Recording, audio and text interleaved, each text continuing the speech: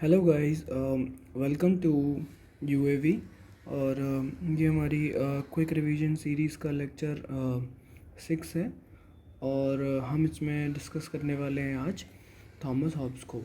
पिछली जो लेक्चर्स हैं जिन्होंने नहीं देखे हैं वो देख सकते हैं, जिसमें हमने प्लेटो फ़िलासफ़र जो है प्लेटो से स्टार्ट किया था। प्लेटो, एरिस्टोटल और मैकियावेली हम कवर कर चुके हैं। ये थॉमस हॉब्स है।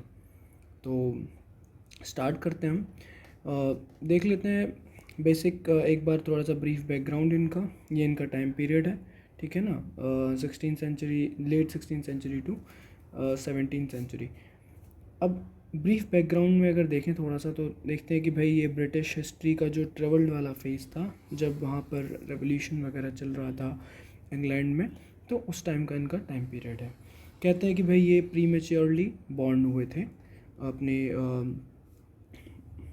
है ना, प्री मेच्योरली, जिनका मतलब जो टाइम पीरियड होता है, जेस्टेशन टाइम पीरियड, उसके पहले ही बॉर्न हो गए थे आउट ऑफ फियर। देखेंगे, इसे थोड़ा सा डिस्कस करेंगे। अब देखते हैं कि भाई ये डरे हुए थे। जो स्पेनिश अर्माडा, जो एक टर्म है जो एसोसिएटेड है, जो इंग्लैंड में स्पेन के जो शिप्स थे जो कि इन्वेजन के लिए आए थे इंग्लैंड में, तो उसे हम लोग स्पेनिश अर्माडा के नाम से जानते हैं। इन्होंने अपने टाइम पीरियड में पुरितन रेवोल्यूशन, जो इंग्लिश मतलब रेवोल्यूशन है, उसे फेस किया, जिस टाइम पर ब्रिटेन में एक जो लॉलेसनेस वाली सिचुएशन थी वो बन गई थी। और पुरितन रेवोल्यूशन के टाइम पर इन्होंने जो पॉलिटिकल डिफरेंट पॉलिटिकल फैक्शंस हैं, royalist versus anti royalist, Catholic versus Protestant, इस टाइप के इन्होंने ये भी देखे, प्रोटेस्ट वगैरह देखे, जहाँ पे इस टाइम पीरियड में भी एनार्की वाली सिचुएशन थी। अब हम देखते हैं कि भाई जब थॉमस हॉब ने इतनी सारी चीज़ों को फेस कर लिया, इतनी प्रॉब्लम में वो मतलब पैदा हो गए और इतना आगे चल के उन्होंने भी ये सब चीज़ें फेस की, तो उनका मेन कंसर्न क्या था? जब वो इतना पढ़ाई लिखाई उन्होंने की, उन्होंने कहा भाई सबसे ज़्यादा ज़रूरी है कि भाई लाइफ जो है इंसान की वो सिक्योर होनी चाहिए। तो ऐसी कोई अथॉरिटी, ऐसी कोई बॉडी हो, है ना, जो मतलब आदमी की जो लाइफ है, सिक्योरिटी ऑफ द लाइफ, उसे सबसे ज़्यादा मोस्ट प्रायर उस पर रखे, ठीक है। अब इन्होंने जब अपनी थ्योरीज़ दी, तो देखते हैं कि भाई इनका जो बिगेस्ट कंट्रीब्यूशन है वो थ्योरी ऑफ सोवरेनिटी है। थ्योरी ऑफ सोवरेनिटी में हम आगे डिस्कस करेंगे।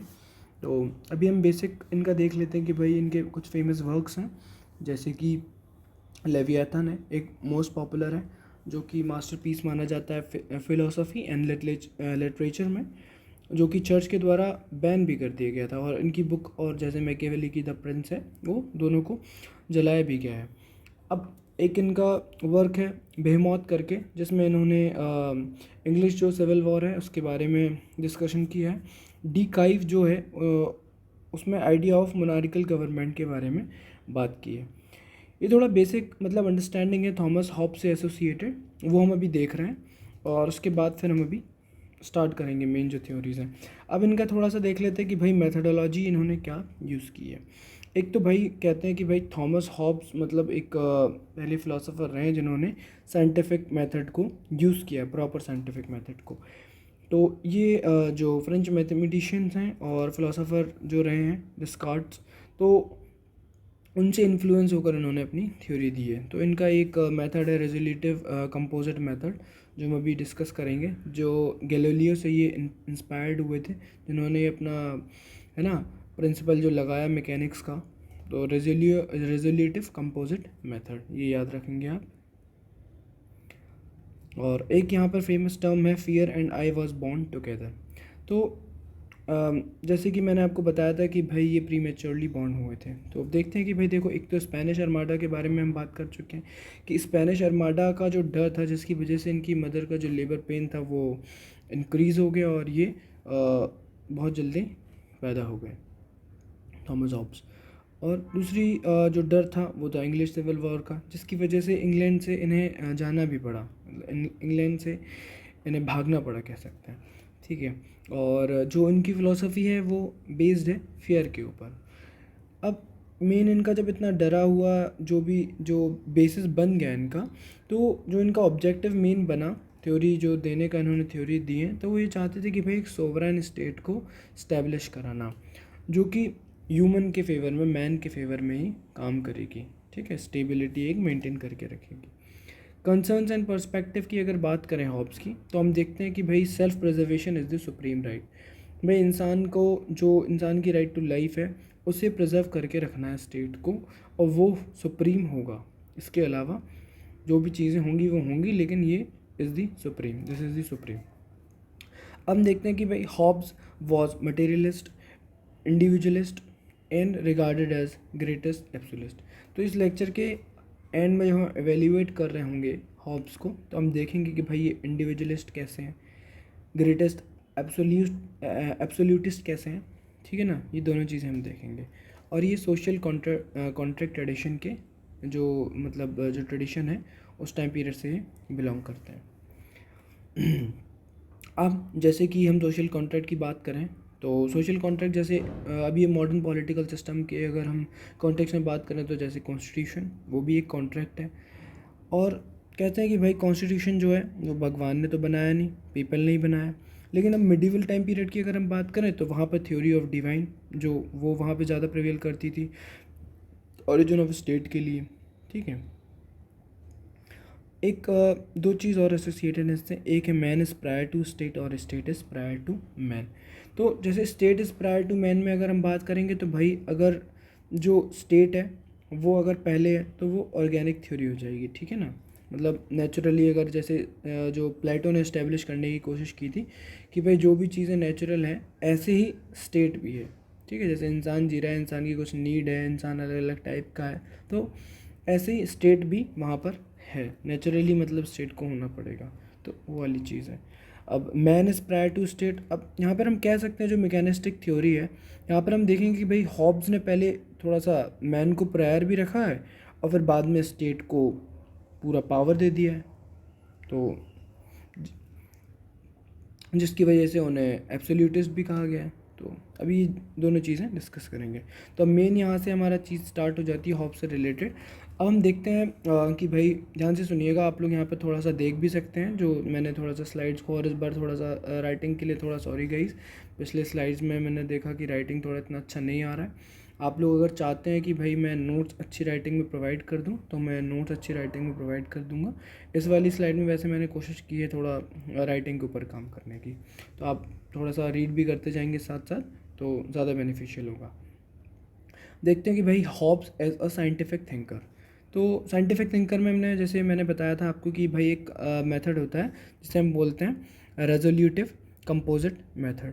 यहाँ मैं इसकी रेजोल्यूटिव की स्पेलिंग फिर से लिख देता हूँ, ठीक है ना, रेजोल्यूटिव, ठीक है, थोड़ा समझ में आना चाहिए। तो रेजोल्यूटिव कंपोजिट मेथड, ये मेथड क्या है, देखिए इन्होंने यहाँ पे ना एनालॉजी का मतलब यूज़ किया है। तो एनालॉजी का जो यूज़ किया है इन्होंने, तो जैसे यूनिवर्स और ह्यूमन ब्रेन को इन्होंने कंपेयर किया है। तो इन्होंने कहा भाई यूनिवर्स जो है वो मैटर का बना हुआ है, ठीक है, जो हम बचपन से पढ़ते हैं कि भाई everything is made up of matter.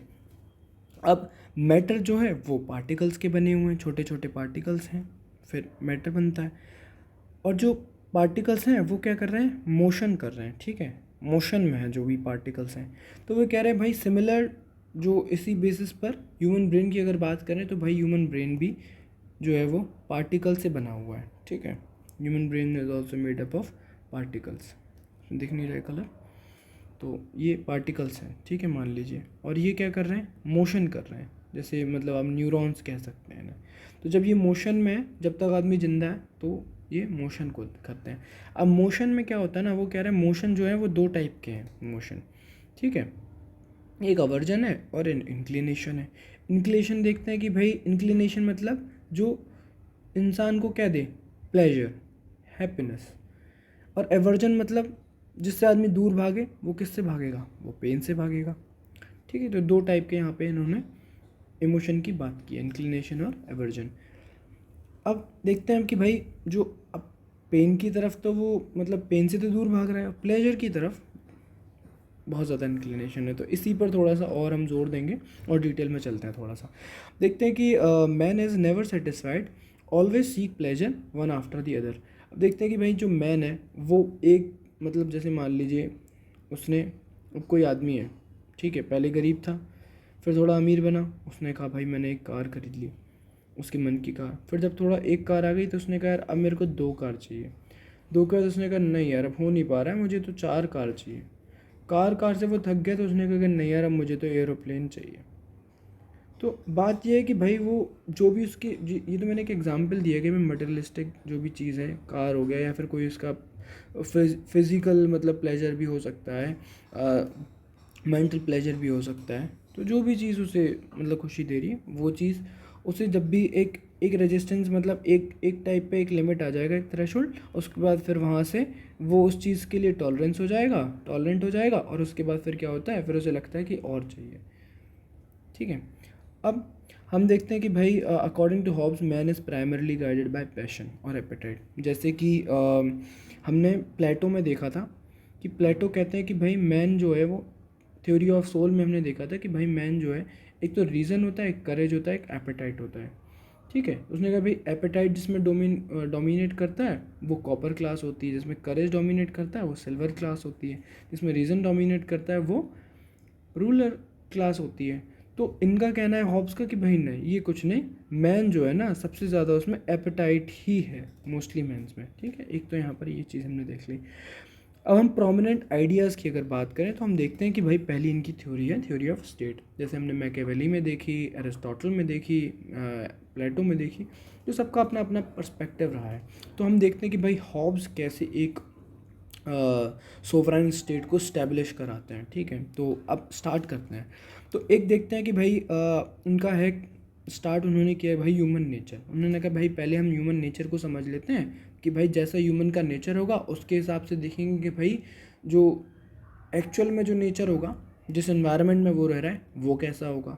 ठीक है। तो अब ह्यूमन नेचर की अगर बात करें तो देखो उन्होंने कहा भाई आदमी है प्लेजर सीकिंग, और वो हमेशा प्लेजर के पीछे ही भागता रहता है। अब एक चीज़ की वो बात करते हैं, वो कहते हैं एक पावर है। ठीक है। पावर जो है वो एक ज़रिया है प्लेजर को पाने का। ठीक। अब जब उसे ये पता चला कि भाई पावर है एक ज़रिया प्लेजर को पाने के लिए, तो उसने भाई उसके डिज़ायर्स जो हैं वो स्टार्ट हो गए, बिल्कुल एंडलेस डिज़ायर स्टार्ट हो गए पावर को पाने के लिए। पावर देख लेते हैं कि भाई पावर जो है वो एक ज़ीरो सम गेम है, या तो फिर वो एक के पास होगा, किसी के पास होगी या फिर नहीं होगी। ठीक है। होगी या नहीं होगी, ज़ीरो सम गेम है। तो और इसमें थोड़ा सा क्या है कि स्कोप हो जाता है कि केओस वाला सिचुएशन कि भाई सब लड़ रहे हैं कि हमें चाहिए पावर, हमें चाहिए पावर, क्योंकि ऐसा तो है नहीं कि सब में बांट दें। कोई चीज़ है 100 रुपये की, 100 रुपये का नोट है, उन्हें 10 लोग हैं, 10-10 रुपये बांट दो, ऐसा तो है नहीं। वो 100 पूरा हो सकता है इसके पास होगा या फिर इसके पास होगा। तो ऐसा कुछ कॉन्सेप्ट है। ठीक है। अब देखते हैं कि भाई नेशंस जो हैं, अगर नेशन के लेवल पे बात करें तो nations are always in the state of war और प्रिपरेशन ऑफ द वॉर। अगर पावर के रिस्पेक्ट में अगर हम बात करें तो भाई नेशंस जो हैं वो हमेशा स्टेट ऑफ वॉर में रहते हैं या फिर प्रिपरेशन ऑफ द वॉर में रहते हैं। अब जब ऐसी सिचुएशन बनी हुई है पूरी, तो वो देख रहे हैं कि भाई लाइफ जो है वो सिक्योर नहीं है और गुड लाइफ का तो कोई स्कोप नहीं है। फिर हम आगे बात करते हैं कि भाई जो आदमी की लाइफ है, जब स्कोप नहीं है गुड लाइफ का कोई भी, और यहाँ पर पावर के लिए लोग लड़ रहे हैं, तो वो कह रहे हैं कि भाई जो आदमी की लाइफ है ना वो नेस्टी है, पुअर है, ब्रूटिश है, शॉर्ट है। ठीक है। ये मतलब कॉन्सेप्ट, ये जो 4 टर्म है ये आपको याद करने, नेस्टी है, पुअर है, ब्रूटिश है, शॉर्ट है। तो ये क्या है, स्टेट ऑफ नेचर है। ठीक है। जो ह्यूमन का नेचर है उसके हिसाब से स्टेट ऑफ नेचर ये बना। अब देखते हैं कि भाई जो आदमी है अगर वो प्लेजर सीकर है, तो वो क्या करेगा कि जो भी ये जो एनार्की वाली सिचुएशन है ना, जिसकी वजह से जो जो भी चीज़ें हो रही हैं, तो वो अवॉइड करने की कोशिश करता है। ठीक है। जब वो अवॉइड करने की कोशिश करेगा तो वो कहेगा कि यार एक काम करते हैं कि ये वाली सिचुएशन से हम बाहर आ जाते हैं। अब जब बाहर आने के लिए तो वो क्या कहेगा, वो कह रहे हैं, हॉब्स कह रहे हैं कि भाई एक वो कॉन्ट्रैक्ट साइन करेगा। ठीक है। ये सब अपने होशो आवाज़ में कर रहे हैं आदमी। ठीक है। एक कॉन्ट्रैक्ट साइन करेगा, उस कॉन्ट्रैक्ट से बनेगी एक स्टेट।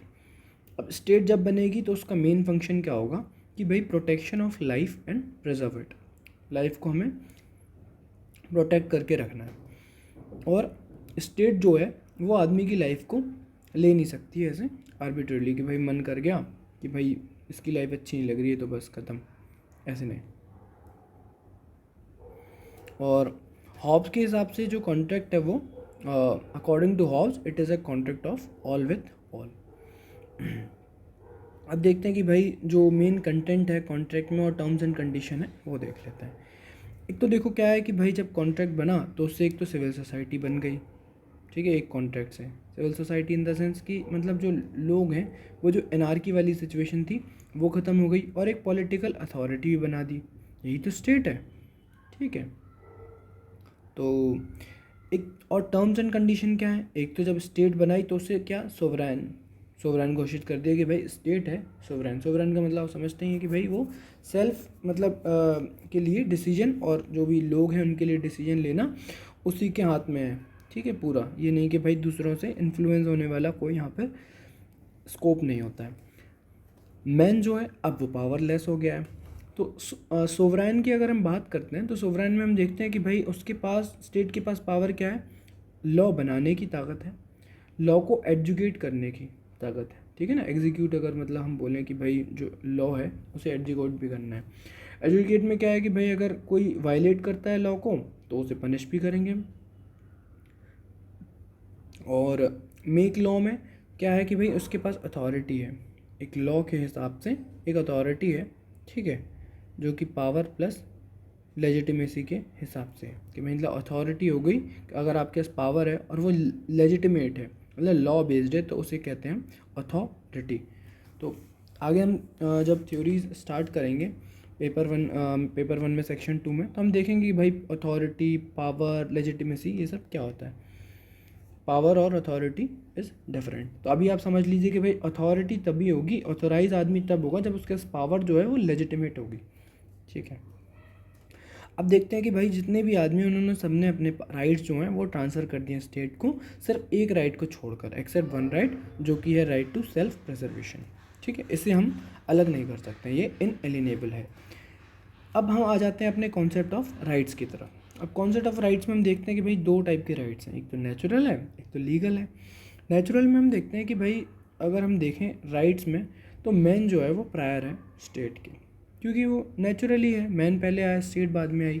तो जो राइट्स है वो सोर्स है नेचर, मतलब जो नेचर है वो सोर्स है मैन के राइट का।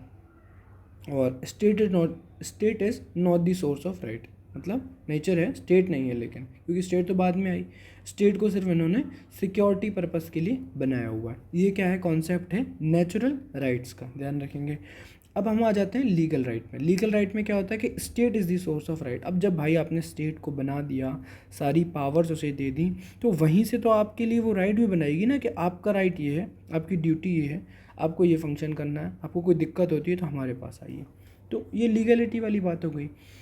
सेकंड पॉइंट है कि भाई state is where people can claim the right. अब वही बात है ना जो मैंने बताया कि आपको अगर आपको कोई दिक्कत हो रही है, आपके राइट का वायलेशन हो रहा है, मान लो इसने ही राइट का वायलेशन कर दिया आपका, तो अगर स्टेट को आप पावर नहीं दे रहे हो, आप कह रहे हो भाई नेचर है, तो आप किसके पास जाओगे आपका राइट का क्लेम कराने के लिए। जो रेमेडियल एक्शन है, हम पढ़ते हैं आर्टिकल 32 ऑफ आर कॉन्स्टिट्यूशन में कि आपका अगर फंडामेंटल राइट वायलेट होता है तो आप जा सकते हो सुप्रीम कोर्ट और हाई कोर्ट। तो वही चीज़ है ना।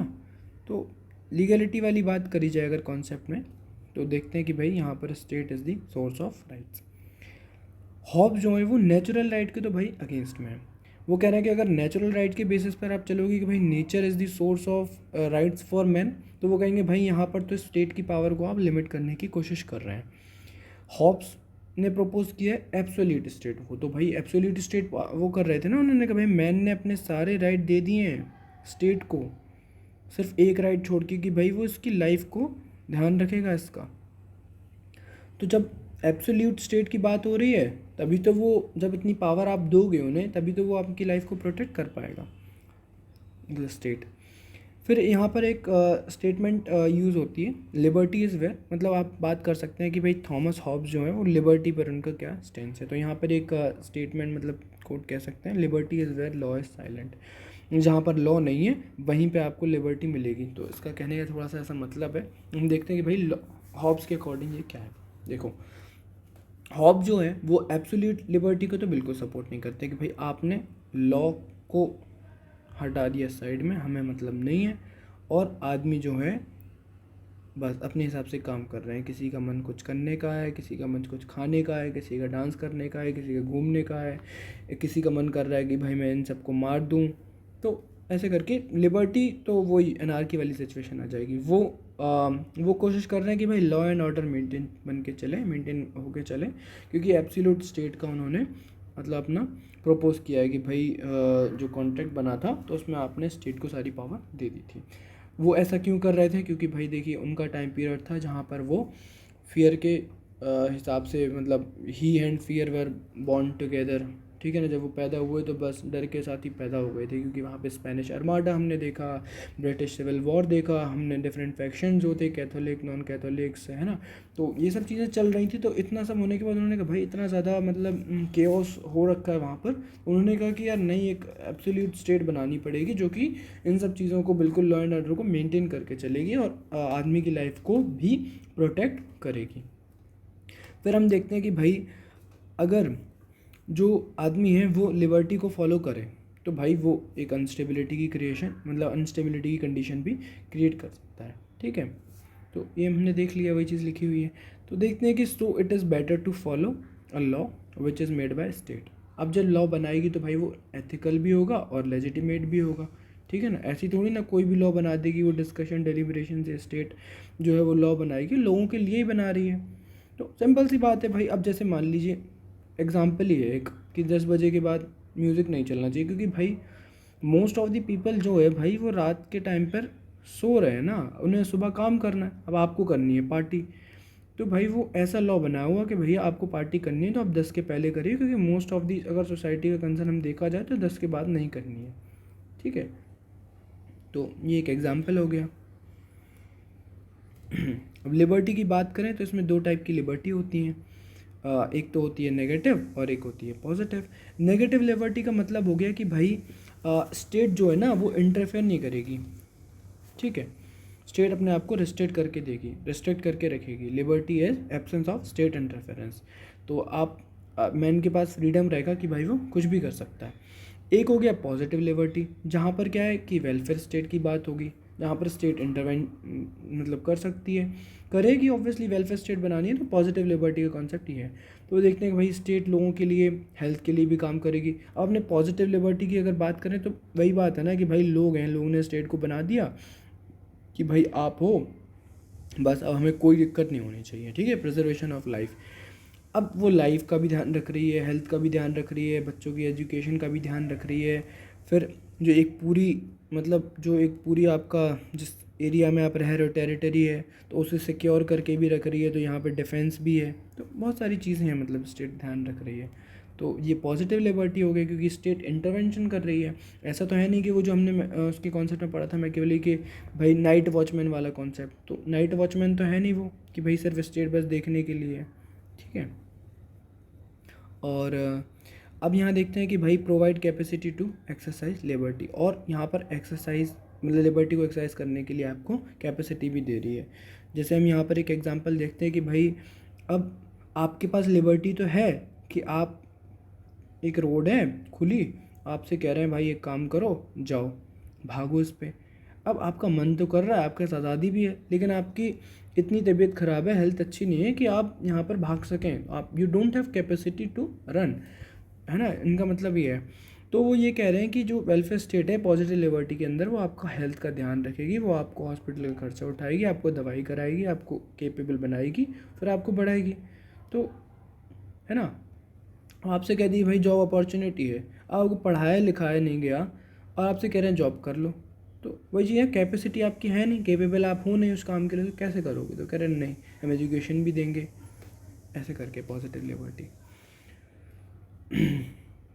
तो गाइस एक काम करते हैं, हम इस सेशन को यहीं पे ख़त्म करते हैं, और सेकंड वीडियो में, क्योंकि वीडियो काफ़ी लंबे हो रहे हैं तो फिर थोड़ा सा बोरिंग भी हो जाता है एक वीडियो को देखने लगातार, तो मैं इसका सेकंड पार्ट बना देता हूँ जहाँ पर हम लोग लॉ की बात करेंगे, ठीक है। लॉ पे मतलब हॉब्स ने क्या बोला, और हम उनका एवोल्यूशन भी करेंगे, क्रिटिकल एवोल्यूशन, ठीक है। तो thank you guys, second part में मिलते हैं, और प्लीज़ आपको अगर ये रिवीजन सीरीज़ अच्छी लग रही है तो प्लीज़ लाइक करिए, शेयर करिए, सब्सक्राइब करिए। देखिए मैं बिल्कुल क्विक रिवीजन करके चल रहा हूँ, जो भी फैक्ट हैं जो भी फ़िलासफ़र्स से रिलेटेड जो भी फैक्चुअल इन्फॉर्मेशन है वो मैंने सिर्फ इसमें लिखी हुई है। तो मतलब आप लोग ये मत समझिए कि इतनी जल्दी कैसे हो रहा है। मैंने इसलिए स्टार्टिंग में डिस्क्लेमर दे रखा है कि भाई ये आप as a context before starting your subject और आफ्टर कंप्लीटिंग योर सब्जेक्ट, मतलब कन्वेंशनल मेथड आप जो यूज़ कर रहे हैं या फिर आप कोचिंग में पढ़ रहे हैं, कहीं पर भी आपने खुद से पढ़ा है, अपने अपने नोट्स भी बनाए हुए हैं, लेकिन होता है कि नहीं भाई कभी टाइम नहीं मिल रहा है, तो आप इसे देख सकते हैं सीरीज़ को रिवीजन पर्पज़ के लिए। तो इसमें सिर्फ आपको जो भी इम्पोर्टेंट एग्ज़ाम पर्सपेक्टिव से, मतलब एग्ज़ाम के रिलेटेड जो भी चीज़ें जो इम्पोर्टेंट हैं वही सिर्फ मैंने इसमें लिखी हुई हैं। तो प्लीज़ गाइज, और राइटिंग के लिए प्लीज़ बताइएगा कि इसमें कैसा लगा। और एक चीज़ और कि आपको मतलब ब्लैक स्क्रीन ज़्यादा सही लग रही है या फिर वाइट स्क्रीन, तो please comment your thoughts below. Okay guys, तो सेकंड पार्ट में मिलते हैं।